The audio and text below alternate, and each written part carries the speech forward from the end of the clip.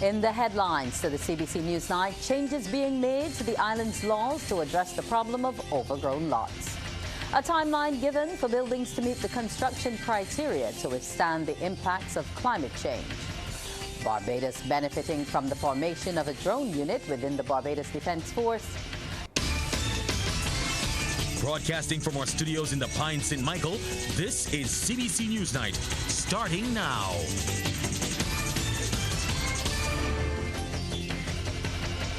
Good evening and welcome to the CBC NewsNight. I'm Wendy Burton. Barbadians could face stiffer penalties, which may be tied to their land taxes as government moves to deal with the problem of overgrown lots. The issue was raised in the lower house today as parliamentarians debated amendments to the Health Services Bill. Sharika Griffith joins us now with the details. Good night. Good night to you, Wendy. Well, Attorney General Dale Marshall says the legislation passed in the 1960s sets out laws relating to the promotion and preservation of the health of the inhabitants of Barbados. However, Mr. Marshall says the legislation and level of fines are of no relevance today. He explains government's approach is to use an administrative fine or penalty rather than hauling a person before the law courts. Mr. Marshall says the state will step in as a last resort. Discussions have already been had with the Ministry of Finance, and they have been asked to deal with the BRA so that in an instance where John Brown or whoever the person is has a civil penalty imposed on them, or where the state steps in and cleans up their property, their land tax bill will now have an added portion dealing with the cost of the cleanup. So you know what it is, it comes in on your land tax bill, it is subject to the same penalties and interest as your land tax.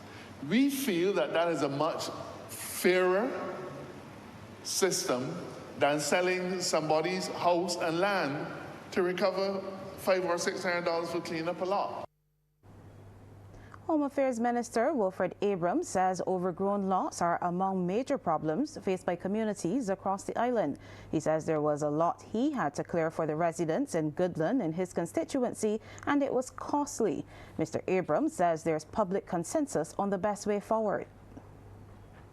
Somebody has to pay for it. Yep. So we've now said, you know what? The little $5 or $10 fines were not working. Even if you rack them up, how you can collect them? We accept that we're not hauling people before the courts. We're going to make you responsible.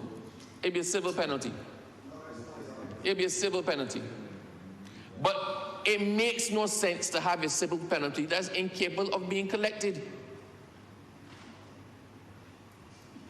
The common sense thing, and everybody has said it one way or the other. It has been mooted. It has been put forward as a solution. It has been the common man on the street has said, what you doing, just add it to the land tax. Meanwhile, leader of the opposition, Ralph Thorne, has raised concerns about the amendments to the Health Services Bill. My question is, can the government legally add to a land tax bill a charge imposed for remediation? A remediation charge is not a land tax, and you cannot arbitrarily add it to a land tax bill. They are two different species. In his contribution to the debate, Minister of Environment and National Beautification, Adrian Ford, says overgrown lots present both health and safety threats. He recounted something an elderly resident told him when he opened a clean and green park. I am so glad that you are cleaning this property beside me, because the lady lives in St. Andrew. She doesn't frequent this area. And I'm in bare problems. Not only are the rats, the mosquitoes, and other vermin have threat to me and my family at my age, but I want you to remember something, and this is a maxim that stuck with me until this moment in my life. She said, you know something, Minister? I am at 86 years old. I'm an octogenarian. And you know how it started to hit my heart? She's an octogenarian, but she said, you know something? Every man cannot be a bush, but every bush can be a man. That's what she told me. You know what she was basically telling me, Madam Deputy Chair? That in that bush, a man could be hiding. Well, Attorney General Dale Marshall has asked that further consideration of the bill be postponed and that it be referred to the Committee on Social Sector and the Environment, a standing select committee. This is so both the bill and the draft regulations under that bill can be looked at. They will report back to Parliament within 3 months or sooner. Wendy? Thank you so much for that report, Sharika. A timeline of 20 years has been set for houses and commercial buildings in Barbados to meet construction criteria for the impacts of climate change. That's according to Prime Minister Mia Motley, who warns of stringent steps to ensure the standards are met. Most every building in this country that is not fit for purpose will at some point in the next decade or two be rebuilt, either by choice or by force. And I mean that because what we saw with Hurricane Beryl was a Category 4 hurricane formed to the southeast of Barbados, presenting what the coastal engineers have called the most perfect storm for storm surge. Ms. Motley wants Barbadians to understand the country must enter a new era with respect to construction and adaptation. This is not something for government alone. This is not something for schools alone. This is something for each and every Barbadian who has a relationship with a building. And I want people to get accustomed to that. You know, I talk about many hands make light work, to the point where people, from the time I say many, they finish the sentence. Well, I want us to get accustomed to being able to understand that every house, every building in this country must become climate resilient. If it isn't, then you're going to be forced to do it for the wrong reasons, because the building will not withstand what will come. Central Bank Governor Dr. Kevin Greenidge is warning of the risks climate change, strategic competition and deglobalization pose to Barbados and other Caribbean countries. He says the destructive Hurricane Beryl and the recently implemented global minimum tax rate are examples of those issues which have adversely impacted such economies. Dr. Greenidge highlighted the challenges while addressing the Central Bank's 44th Annual Review Seminar held under the theme, Applying an Innovative Lens to Reshape Caribbean Economies. And I believe that this theme sets the stage for a seminar that is sure to generate new ideas to help not only Barbados but the entire Caribbean reposition ourselves in this area of many challenges and opportunities, but many challenges: climate change, deglobalization, and strategic competition. And those are just some of the large risks that small open economies of the Caribbean face. Indeed, these sort of risks stand to erode our economic gains, destabilize us economically and financially if we fail to recognize and also to address them. Dr. Greenidge says the seminar and others like it are critical in providing a forum for ideas that could result in policy solutions to some of the challenges. They are the platform for the regional economists, practitioners, and those interested in economic thought to present ideas to address these risks and other problems we face, and thereby provide some form of policy direction to the decision makers. And that is perhaps the main reason why successful governors, I being Governor 8, have pushed and maintained and invested in this activity over the last 5 decades, this being the 44th seminar, the largest seminar in our region. Close to 500 Barbadian candidates will be interviewed for 185 jobs with the Connect Carib ferry service from tomorrow. Chairman and CEO Ambassador Dr. Andre Thomas gave the update this morning on the sidelines of its stakeholder consultation. He says the venture has made considerable strides recently, and the hiring process is in line with plans to get phase 1 of the project off the ground from this November. We have already begun to interview people. Okay, and we're going to have to do this. I mean, there are all positions within Barbados, lots of positions because it's the headquarters, but we also have to recruit across the region as well. So we have to recruit because we're going to have offices in all the various countries that we're going. And at least 2 local officials believe the soon-to-be-launched ferry service will be a game changer for local trade, agriculture and tourism. The Prime Minister's Special Envoy to Suriname and Guyana, Althea Wiggins, along with Chairman of the Barbados Hotel and Tourism Association, Javon Griffith, have both welcomed the news of the project. They foresee it boosting their respective sectors and opening new avenues. When you have Connect Carib that is going to be moving from Trinidad to Barbados to Guyana to Suriname, and he gives a transit period of 4 days, this is going to deliver a lot of the goods fresh, on time, and daily. And I would say to you that at an intersessional meeting in 2020, our Prime Minister says that we need a maritime bridge. We need a maritime bridge to transport the goods regionally. Of course, we do have an issue with regional airlift in terms of cost. Ferry service has proven itself over the years to be more cost effective. So we're looking to see a significant drive towards increased visitor arrivals, increased leisure arrivals spend. We're also looking at seeing increased occupancy for our member properties. Because we now have a cheaper format for travel within the islands, we're looking to see persons who may not necessarily have the means to travel be able to travel between the islands for the first time. There's a move to reduce cases of seniors being taken advantage of by unscrupulous individuals. It involves providing them with facilities to become technologically literate. The Barbados Association of Retired Persons, BARP, is creating that type of environment for its members with the opening of a business center at its Hastings Christchurch headquarters.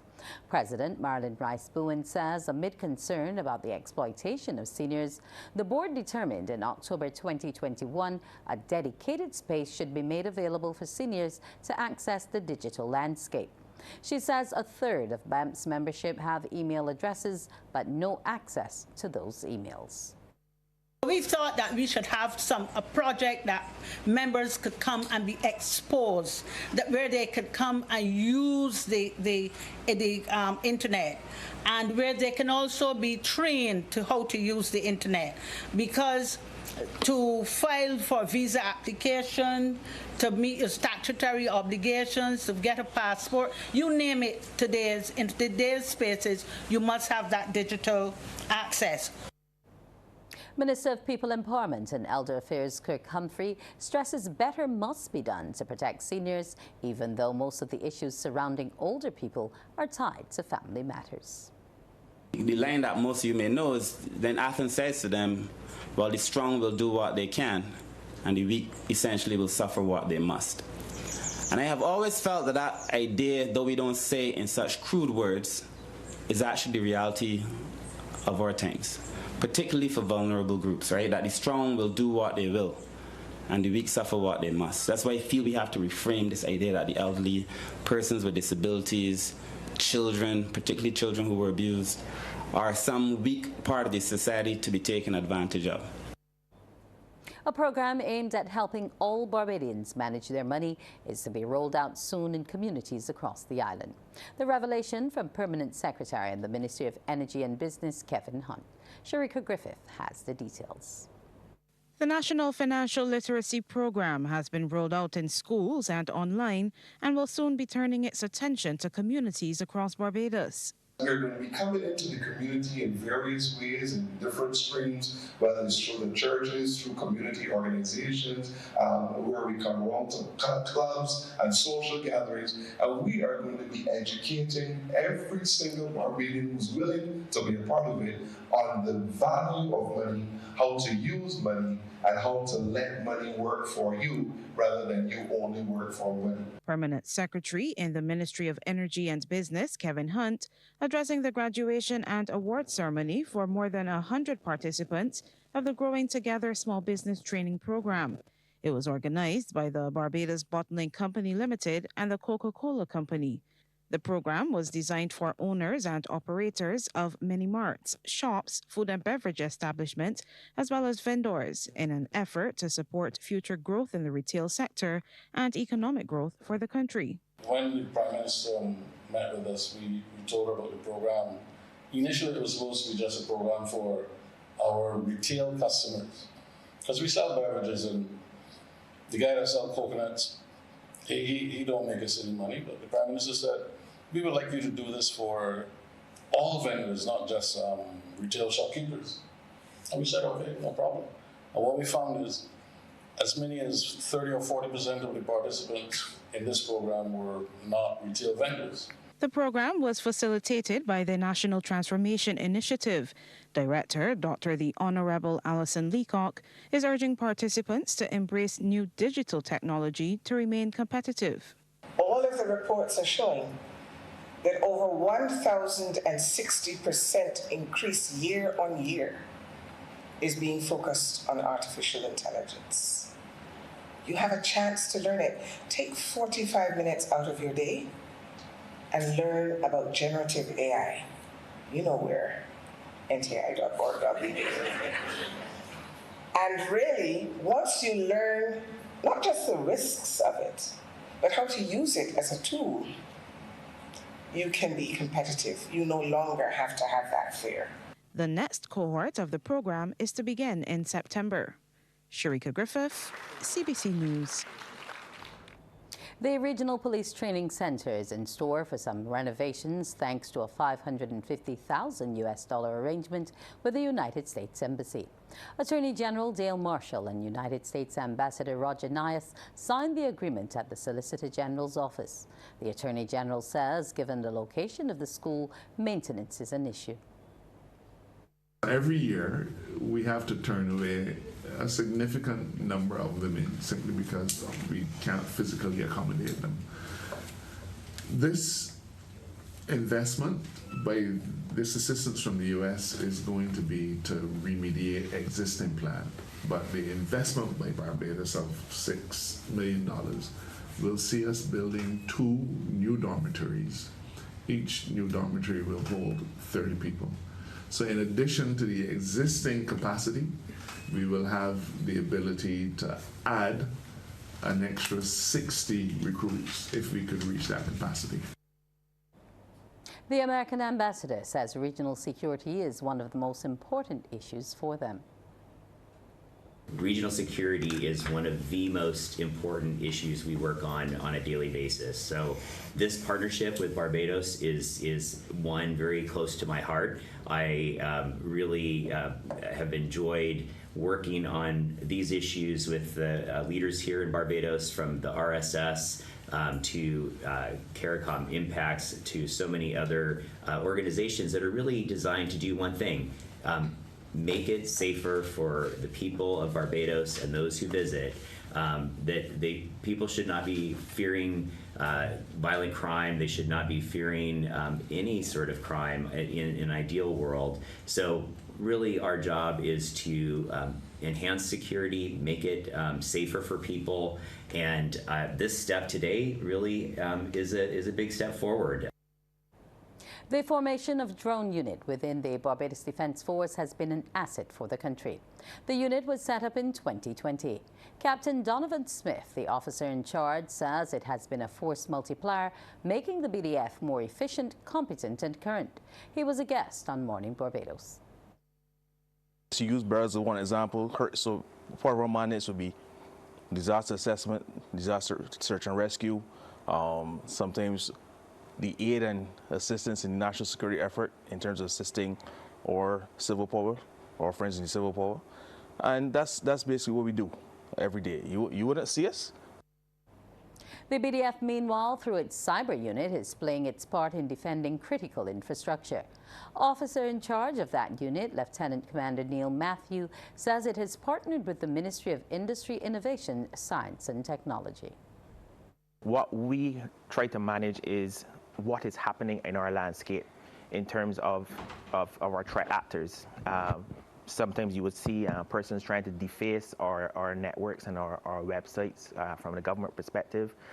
There's always things like phishing threats where people send you emails and you click on that wrong link and you start to get into trouble. It's sort of managing the network post that. We try to do a lot before that happens though. We do a lot of awareness training, and we intend to do a lot more of that awareness training, not only in the BDF but across all government entities, to make sure that people are focused on doing the right thing. Minister of Youth, Sport and Community Empowerment Charles Griffith is imploring the youth in Barbados and the region to first love yourself or fly. And he's urging all young people to embrace their potential while making a difference in the world. He was addressing the opening of the 11th Wesleyan Youth Congress Barbados at Wyndham Grand Resort. And oftentimes, as in this morning, the media tend to shed light on the negative side of our young people, as opposed to the majority who's on that road to Damascus in terms of change.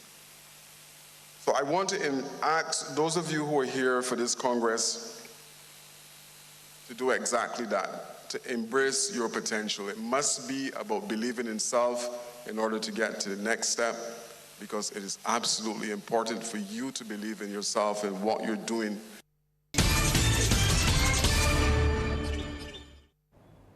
It's sports time now, and we say good evening to Anne-Marie Burke.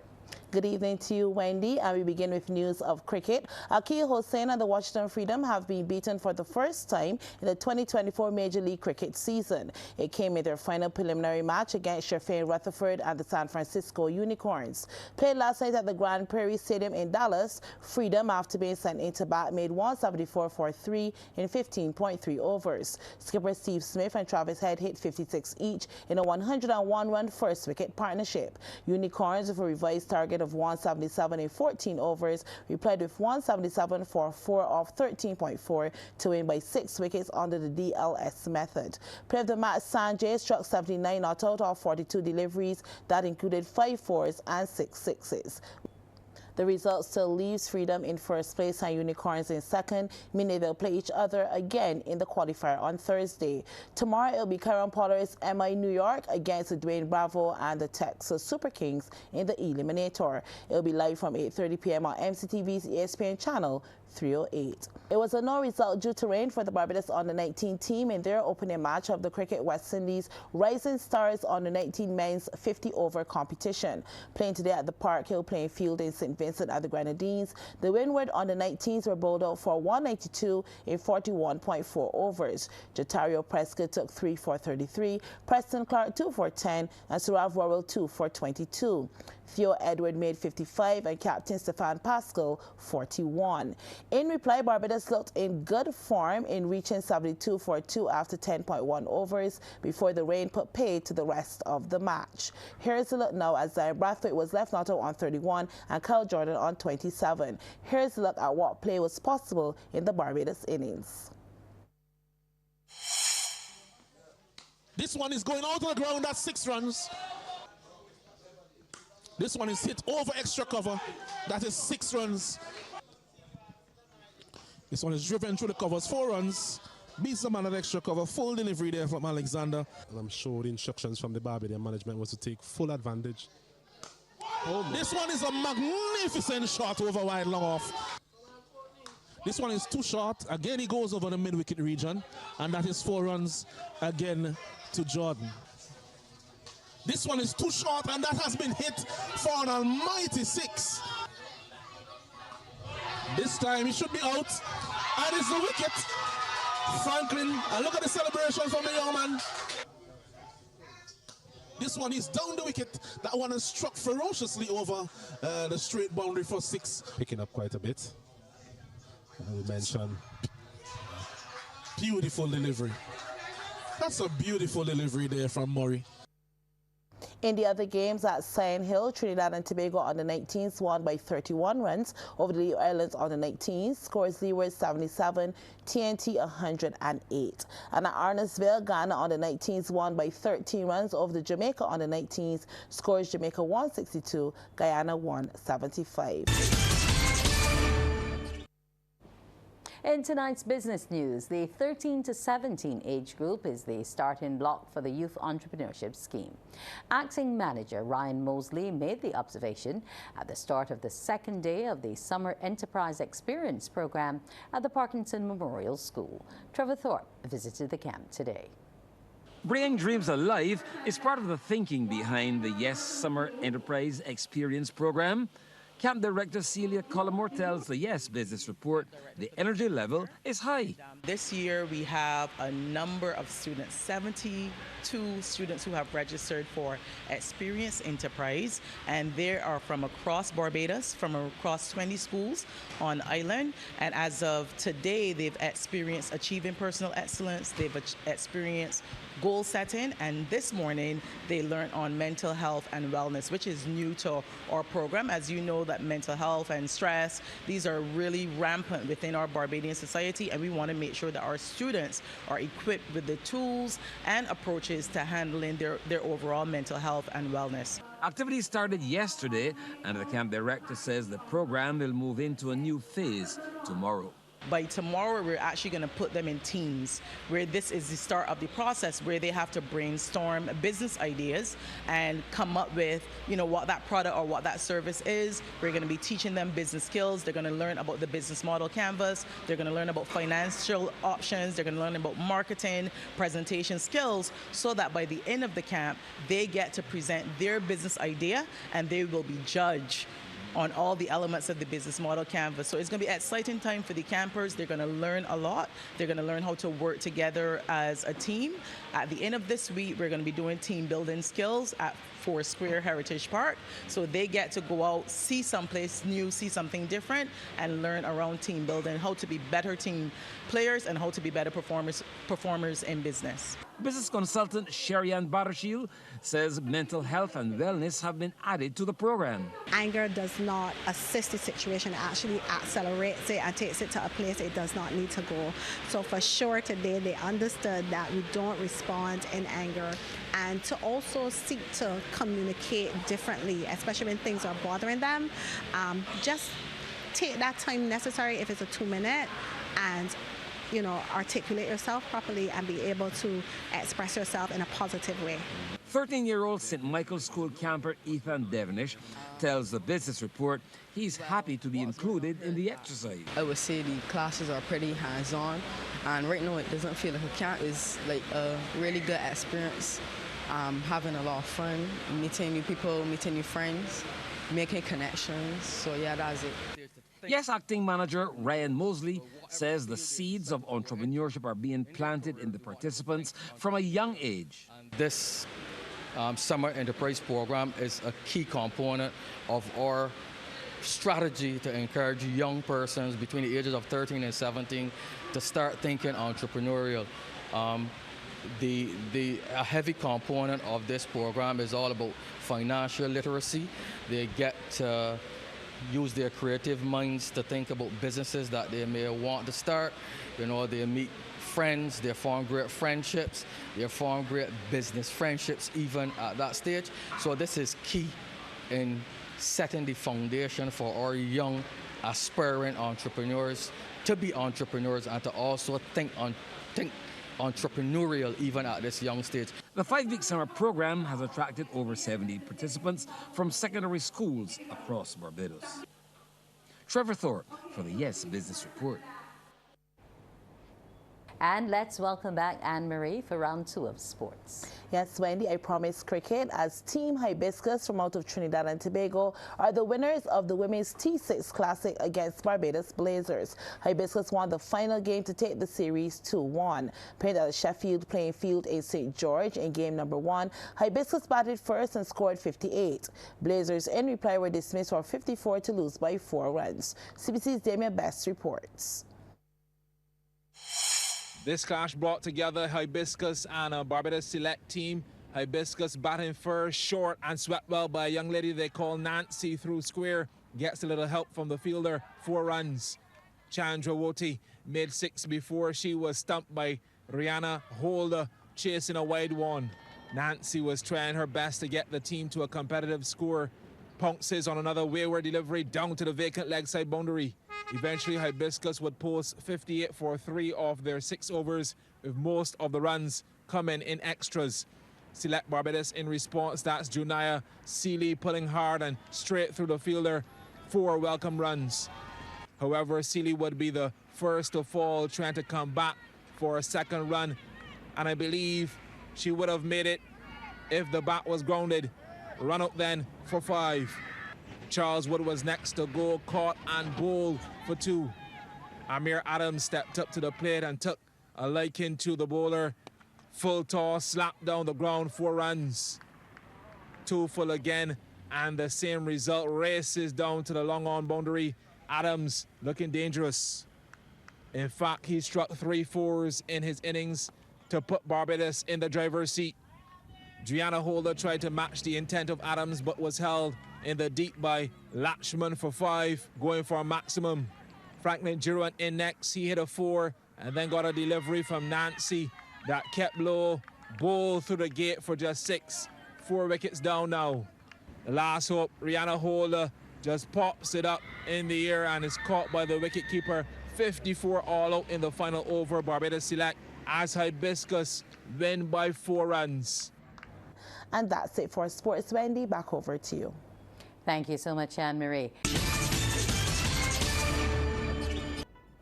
Thanks for viewing. Do enjoy the rest of your evening.